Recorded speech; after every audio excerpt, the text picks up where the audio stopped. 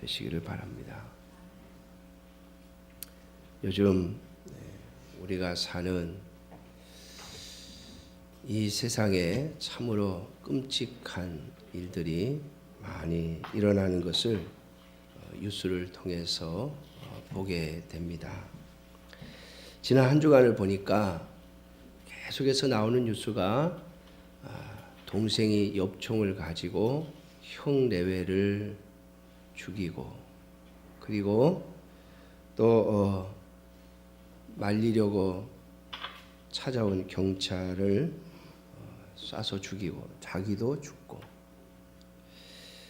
그런 뉴스를 하면서 매스컴들이 보니까 이제 우리나라도 총에 대해서 안전한 곳이 못 된다, 총기를 더 통제해야 되겠다, 뭐 그런 뉴스들이 한 주간을 도배했습니다. 그런데 이러한 일들이 오늘 우리가 사는 이 시대에만 있었는가?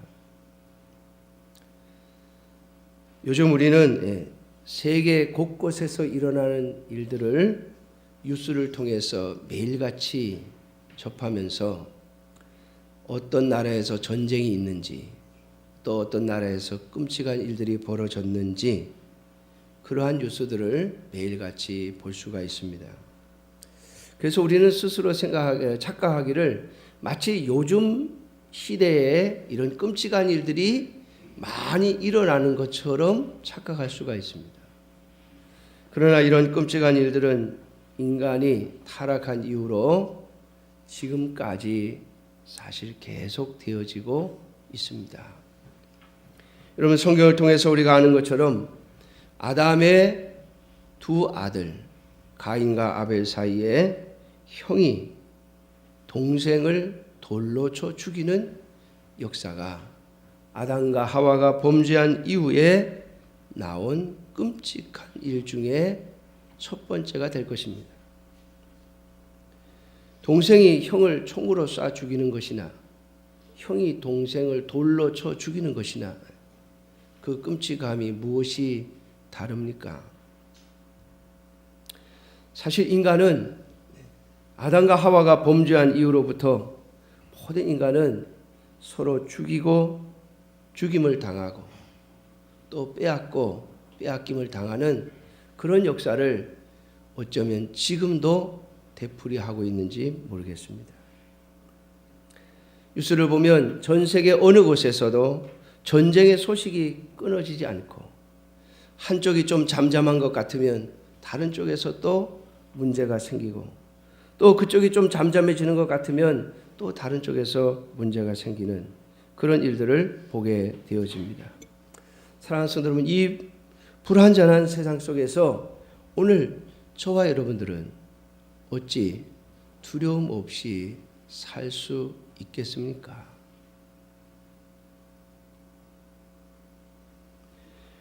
오늘 본문 시편 46편의 저자는 3절 말씀에 보면 우리는 두려워하지 아니하리로다 라고 당당하게 선포하고 있습니다.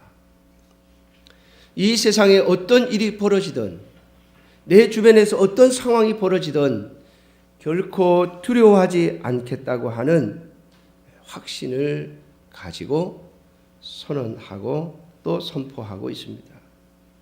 사랑하는 성도 여러분, 오늘 저와 여러분들은 어떻습니까?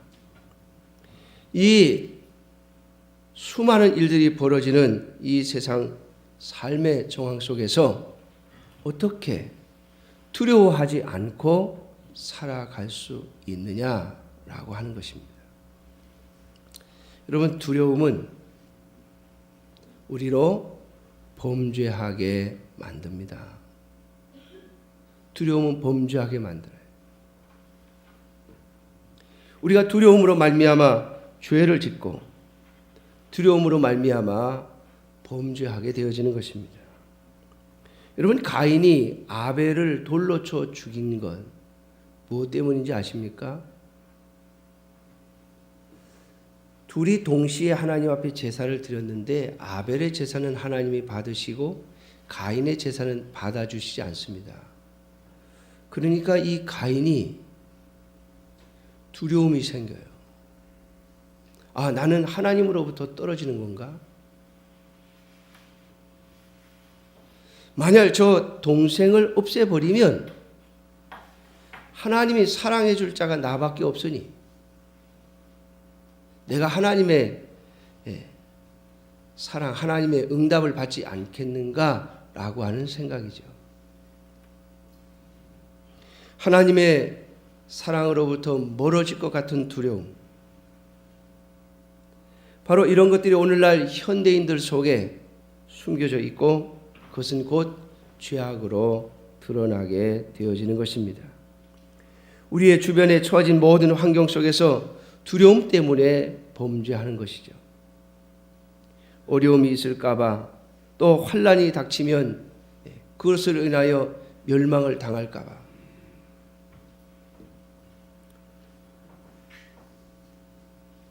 사랑하는 성도 여러분, 두려움은 우리로 범죄하게 만드는 것입니다. 두려움은 우리로 하나님의 말씀을 어기게 만드는 것이죠. 그래서 오늘 시편 46편의 저자는 당당하게 자신은 두려워하지 않을 것임을 선언하고 있습니다. 여러분, 왜 사람들은 다른 사람을 공격하고 또 수단과 방법을 가리지 않고 자신의 유익을 얻으려고 또 챙기려고 합니까? 그것은 곧 두려움 때문입니다.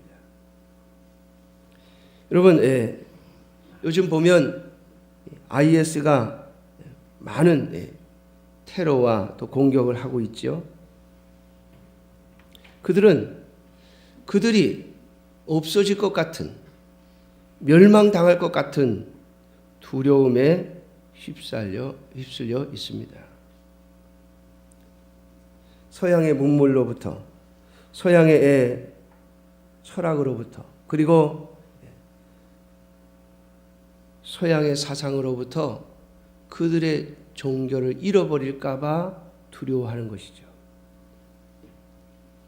여러분, 그래서 그들은 철저하게 오히려 더 근본적으로 이슬람교를 제한시키고, 그리고 그들은 이슬람교를 인정하지 않거나 그들에게 위협이 된다고 생각하는 모든 것들을 없애려고 하고 있습니다. 왜 그렇습니까? 자신들이 힘을 가지고 자신들을 반대하거나 아니면 자신들에게 반하는 모든 것들을 다 없애버려야만 자신들이 살 수 있다고 생각하는 것이죠. 사랑하는 성도 여러분, 두려움은 우리의 적을 공격하게 만드는 것입니다. 오늘 여기 하나님의 백성인 이 시편 46편의 저자는 어떻게 두려워하지 않는다고 고백하고 있습니까? 그는 이렇게 고백합니다. 땅이 변하든지 산이 흔들려 바다 가운데 빠지든지 바닷물이 솟아나고 뛰놀든지 그것이 넘침으로 산이 흔들릴지라도 우리는 두려워하지 아니하리로다.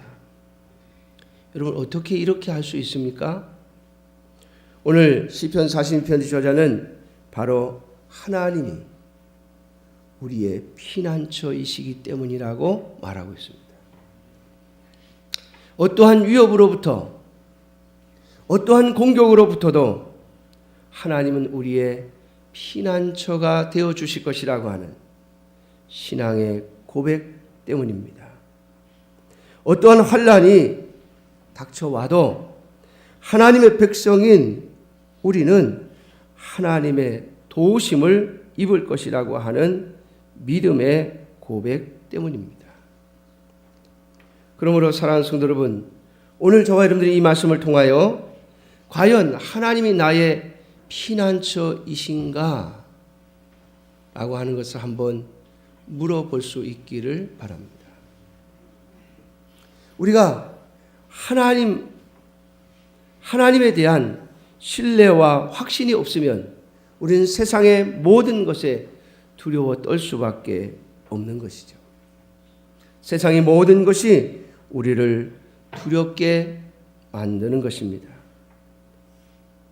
여러분, 누가 건드리지 않으면, 우리 환경이 우리를 두렵게 하지 않으면 굳이 두려워할 이유가 없지요. 그런데 저와 여러분들이 살아가는 이 모든 환경 속에서 우리는 두려워 떠는 것입니다. 지난 주간에 저희 딸이 이제 그 유치원에 취직을 했는데 뭐 행사가 많다고 한 이틀 정도를요, 밤 11시 반, 12시 반 이렇게 퇴근을 시키는 거예요. 뭘 이렇게 준비하는데 하여튼 밤늦게까지. 그러니까 언제 퇴근할지 모르니까 처음에는 그랬어요. 전화해가지고 끝나면 전화하고 외할머니 집에 가서 기다려라. 마냥 가서 기다릴 수 없지 않느냐. 그렇게 말하고 끝나면 외할머니 집에 가 있으면 태우러 가겠다. 그랬었는데 그래놓고 가만히 생각해 보니까 이게 불안한 거예요. 저희 딸이 근무하는 유치원에서 외할머니 집까지 가는데 그 중간에가 꼼꼼한 골목길이에요. 뭐 가로등이 있긴 한데 이게 꺼졌다 켜졌다 그리고 이 산 밑에 주택가인데 그 걸어가는 길이 굉장히, 저도 가면서 누가 툭 튀어나올 것 같은 느낌을 받는 곳이거든요. 그러니 딸이 혼자서 거기를 이렇게 걸어온다는 것이, 같이 교사하는 사람이 있어요. 그런데 뭐 저희 딸하고 동갑인데 여자 둘이서 그 골목길을 쑥 걸어온다, 얼마나 불안해요. 그래서 차를 갖다 대놓고 나올 때까지 이틀을 기다렸습니다. 나올 때까지. 그러면서 한편으로 제가 그런 생각을 해봤어요. 참 내 딸의 안전 때문에 불안하고 두려운 마음이 있는데 그렇다고 24시간 제가 쫓아다닐 수가 없잖아요. 언제까지 그렇게 하겠어요? 그래서 제가 그런 마음을 가지면서 그런 생각을 했습니다. 하나님이 지켜주시지 않으면 누가 안전할 수 있으랴? 믿습니까? 하나님이 지켜주시지 않으면, 오늘 여기 하나님의 백성인 시편 46편의 저자는 하나님이 나의 피난처가 되시고 하나님이 나의 힘이시고 하나님이 나의 도움이시기에 내가 두려워하지 않을 것이라고 고백하고 있는 것입니다. 사랑하는 성도 여러분, 과연 우리는 이러한 고백을 할 수 있는지, 나는 두렵지 않다라고 말할 수 있으려면 우리는 반드시 하나님이 나의 피난처이심을 믿고 고백해야 할 것입니다. 여호와 하나님께서 나의 하나님이 되어 주실 때, 그분이 나의 주인이실 때 우리는 두려움으로부터 벗어나게 되는 것입니다. 사랑하는 성도 여러분, 이것은 오직 하나님의 백성만이, 하나님의 자녀만이 말할 수 있는 고백입니다. 하나님이 나의 하나님, 하나님이 내 생명의 주인 되어지시는 여러분들이 되시기를 주님의 이름으로 축원합니다.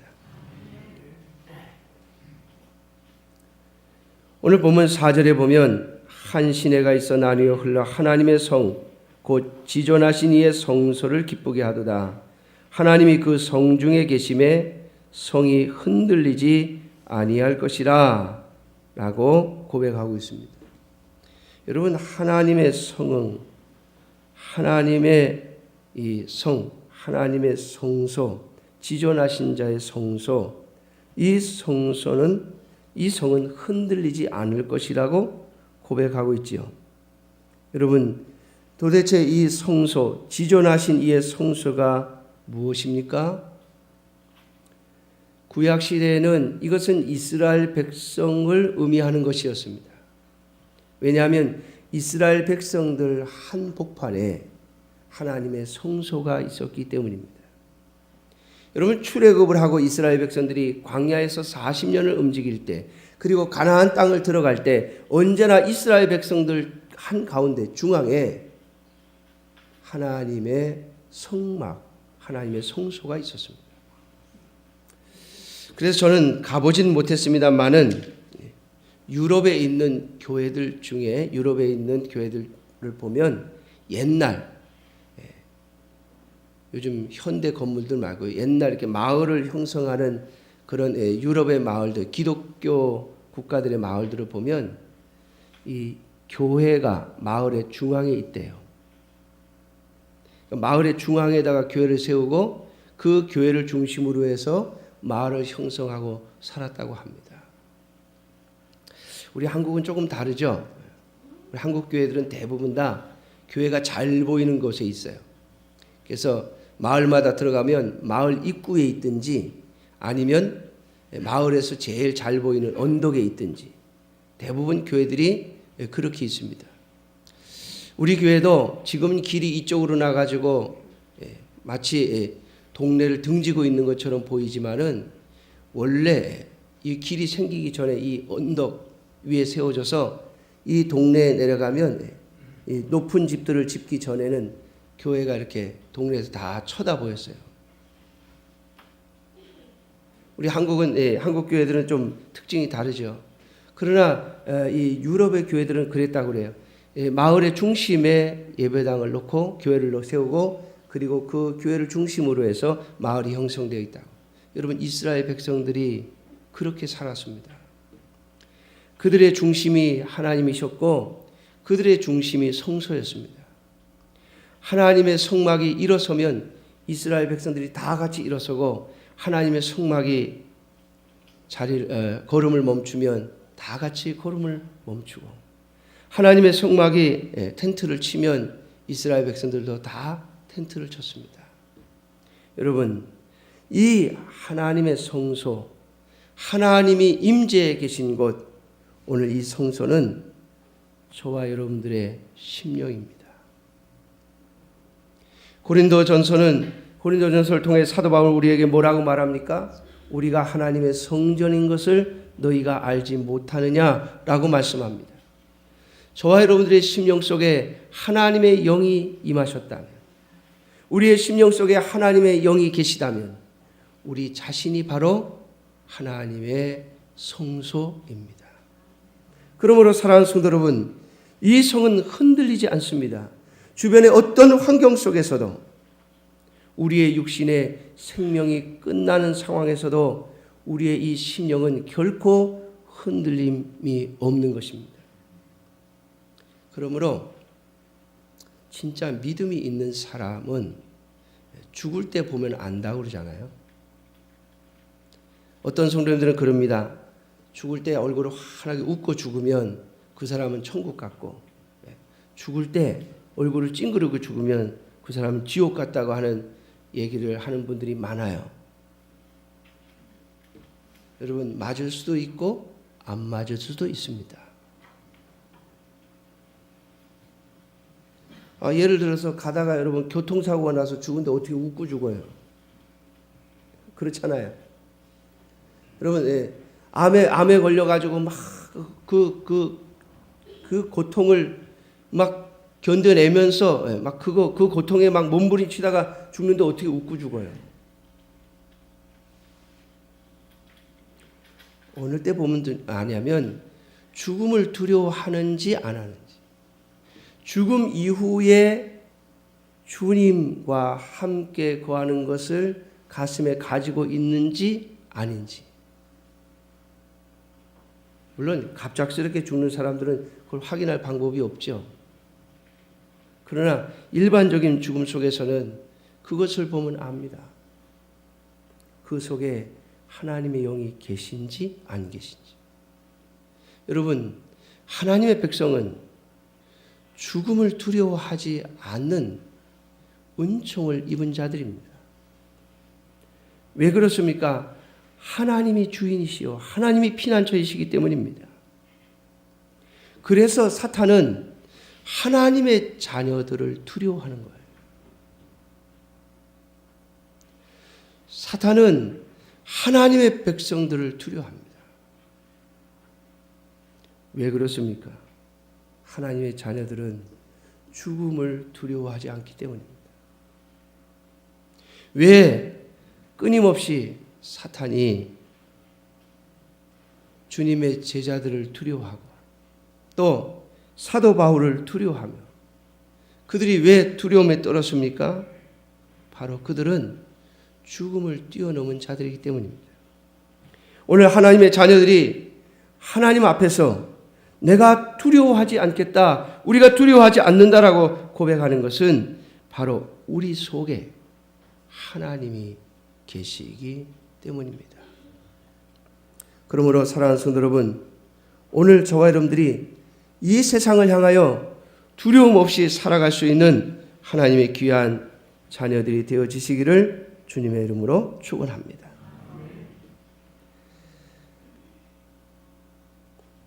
그러면 어떻게 우리가 이 두려움 없이 사는 삶으로 나아갈 수 있습니까? 하나님이 우리의 피난처라고 하는 이 고백을 어찌 할 수 있습니까? 오늘 본문인 시편 46편에서 이 시편 46편의 저자는 똑같은 말을 두 번 반복하고 있습니다. 7절과 11절 말씀인데요. 만군의 여호와께서 우리와 함께 하시니 야곱의 하나님은 우리의 피난처시로다. 11절에도 만군의 여호와께서 우리와 함께 하시니 야곱의 하나님은 우리의 피난처시로다. 여러분, 시편은 시이기 때문에 같은 말을 두 번 마치 후렴구처럼 쓰고 있습니다. 이 시편은 시이며 노래이죠. 그래서 같은 말을 두 번 씀으로써 우리에게 강조하고 있는 것이죠. 여러분, 하나님이 우리의 피난처이신 이유가 무엇입니까? 우리가 하나님을 향하여 하나님은 나의 피난처시라고, 그래서 내가 두려워하지 않는다고 말하는 근거가 무엇입니까? 그저 하나님을 나의 피난처십니다 라고 말하면 그냥 저절로 하나님이 나의 피난처가 되는 것입니까? 아니에요. 하나님이 나의 피난처라고, 그래서 하나님이 나의 힘이시고 환난 날에 나를 도우실 것이며 내가 그래서 두려워하지 않겠다고 하는 이 고백 속에는 근거가 있어요. 근거. 하나님이 나와 함께 하시기 때문이다 라고 하는 고백입니다. 사랑하는 성도 여러분, 하나님께서, 여호와께서, 만군의 여호와께서 여러분과 함께하고 계십니까? 제가 오늘 주일학교에서 이 본문을 가지고 설교를 하면서 아이들에게 물어봤어요. 하나님이 보이니? 하나님을 봤니? 여러분, 뭐라고 대답했을 것 같아요? 뭐 깊이 생각하지 마세요. 하나님이 보이십니까? 저도 안 보이는데 보이신다면 이상한 거죠. 요즘 이상한 이단이 있더라고요. 신옥주라고 하는, 신옥주 여자 목사라고 하는데요. 그분이 최근에 매스컴에 몇 번 올랐어요. 그래서 도대체 그분이 누군가, 그러고서는 제가 그 인터넷에 들어가서 그분이 설교하는 걸 이렇게 들어봤더니 그분이 이렇게 말하더군요. 성경에 분명히 방언은 하나님이 주셔서 하시는 특별한 은사라고 말하고 있습니다. 근데 그분은 뭐라고 말하는가 하면 성경이 방언이다 그래요. 성경이 방언이다. 그러니까 성경을 말하면 그게 방언하는 거다. 그런데 성경을 우리 성도들이 깊이 잘 모르니까 자기가 해석을 해주면 그게 통역이다. 자기가 통역하는 성경을 해석하는 것이 바로 바른 통역이다. 약간 이상하죠? 그런데 그분이 성경을 해석하는 것은 제가 이 몇 가지 자료들을 보니까 순엉터리예요. 자기 마음대로 해석해, 자기 마음대로.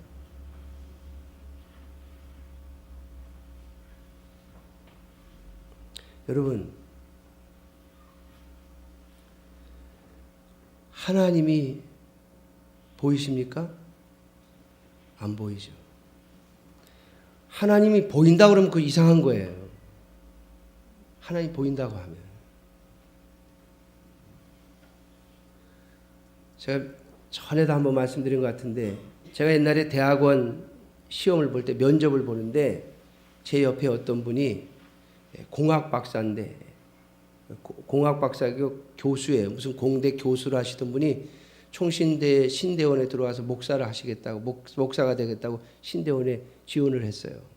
근데 면접을 보는데 면접관이 묻더라고요. 그 수험생은 아니 이제 대학 교수고, 그리고 나이도 많이 들었고, 그리고 뭐 공학 박사고, 그런데 인제 와서 뭘 목사가 되려고 그럽니까? 이랬더니 이분이 이렇게 대답하더군요. 하나님이 나보러 목사가 되라고 그래서 내가 지금 목사가 되려고 그럽니다. 그랬더니 교수님이 이렇게 물어요. 하나님이 어떻게 당신 보고 목사가 되라고 그랬습니까? 내가 기도원에 가서 기도를 하는데 하나님이 자기 보고 총신대학에 가라고 그랬대요. 이분이, 그 교수님 또 묻습니다. 그걸 어떻게 알아들었느냐? 그때 그분이 그러더라고요. 자기 귀에다 대고 하나님이 나타나셔서, 예수님이 나타나셔서 너 총신대학 가라 이러더래요. 그래가지고 총신대학 신학대학원에 지원했다고 그렇게 대답을 하더라고요. 그분은 떨어졌습니다. 여러분, 하나님은 우리 귀에다 대고 말씀하시는, 하나님의 음성을 우리 귀가 직접 듣는 게 아니에요. 여러분, 하나님은 보이지 않습니다. 그러면 도대체 이 시편 46편의 저자는 무엇을 근거로 해서 여호와 하나님이 나와 함께 하신다고 말하고 있는 걸까요?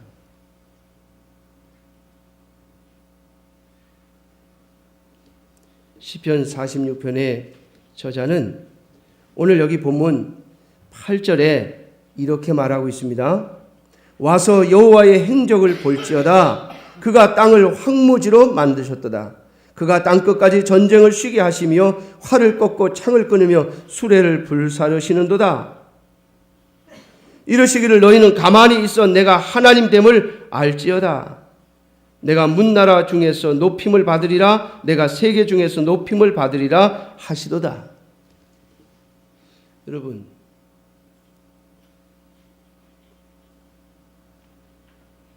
이게 무슨 말이에요? 오늘 여기 8절에서 10절에 나오는 내용들은 하나님께서 성경을 통해서 말씀하신 겁니다. 성경을 통해서 하나님의 백성들에게 주신 말씀입니다. 그러므로 하나님과 함께 한다고 하는 것은 하나님의 말씀을 우리의 가슴 속에, 우리의 심령 속에 넣고 있는 것을 말하는 거예요. 예수님께서 말씀하시기를 너희가 내 안에, 내가 너희 안에 있으면 그 사람은 과실을 많이 맺나니 라고 말씀하시면서 주님의 말씀이 우리의 심령 속에, 우리 안에 있는 것이 예수님이 우리 안에 있는 것이라고 말씀하셨습니다.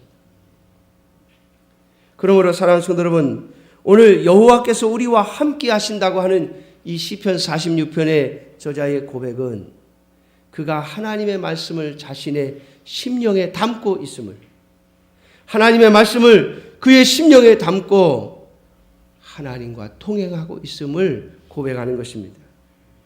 그러므로 사랑하는 성도 여러분, 우리가 날마다 주님과 함께 하려면 날마다 말씀을 보고 묵상해야 하는 것이에요. 하나님의 말씀을 듣고 하나님의 말씀을 보지 않고는 하나님과 동행한다고 말할 수 없습니다. 날마다 우리의 심령 속에 하나님의 말씀이 또 새겨지고 또 새겨질 때 하나님은 우리와 함께 하시는 것입니다.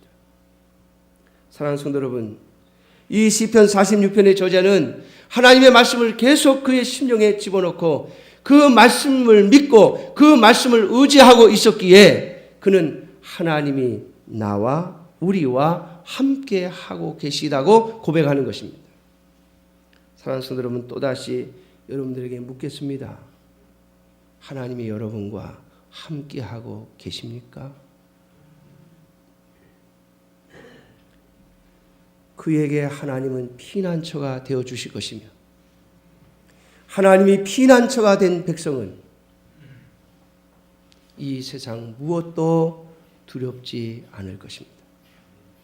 끊임없이 이 세상의 환경과 여건들은 나를 두렵게 만들려고 할 것이나 우리는 순간순간 그 두려움을 물리칠 것이며 하나님이 나와 함께 계시니 하나님이 나의 피난처이시니 내가 두렵지 않다고 고백하며 살아가게 될 것입니다. 그리고 저와 여러분들의 마지막 이 세상을 떠나는 순간에도 똑같은 고백이 저와 여러분들에게 있기를 주님의 이름으로 축원합니다. 기도하겠습니다.